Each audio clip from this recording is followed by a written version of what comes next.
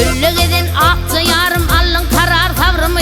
Dağlar taşlar çekebilmez menin çeken cevrimi, cevrimi.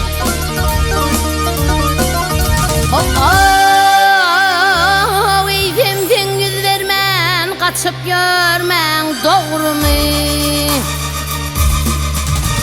Ötün akşam düşümde göğemenin huşumda gördüm seni karşımda. Yevhireden akça yarim men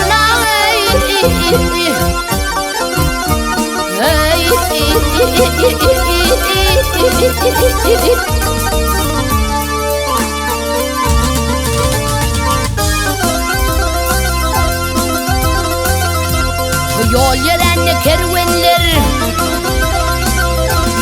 yol yörenli kervenler kapıl yerde yatmaya, çöllüğeden mergenler çennemenem atmayar, atmayar.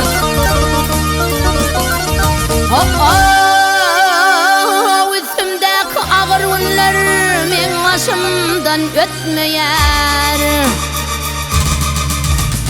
Canım edip fidaya yalvarır men hudaya, ömrüm geçirdi hudaya, hana diyen aksa yarim men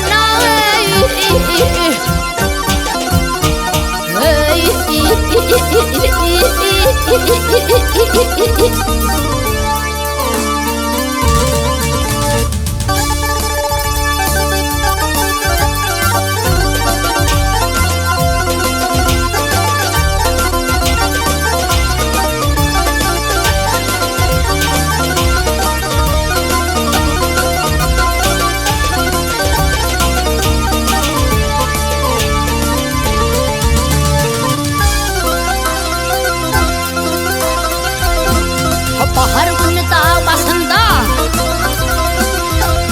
bahar günü dağ başında lemmer lemmer bulutlar, bulut oynap yıllarımın çakışına çalıdır.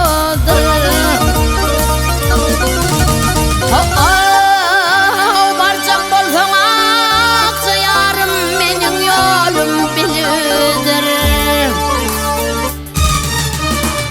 Meni yada salmasan ağır halim bilmesen, öden gelip almasan bara bilmen aksa yarim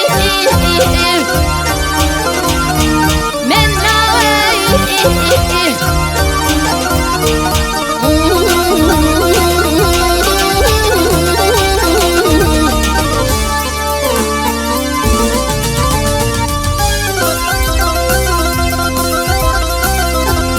elmindeki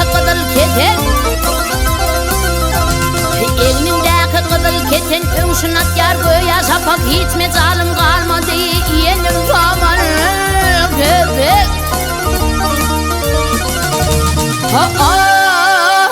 Paltayalı akça bulsun benim bir kara yüpek.